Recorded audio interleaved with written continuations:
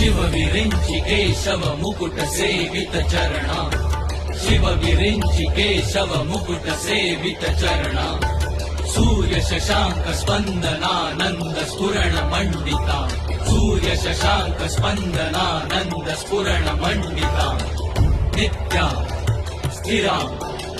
सिद्धामरवेष्टिता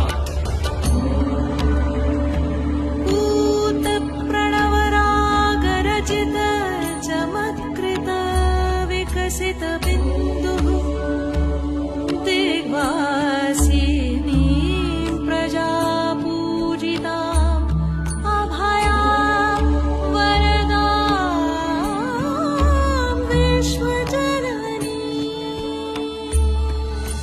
भूत प्रणव राग रचित चमत्कृत विकसित बिन्दु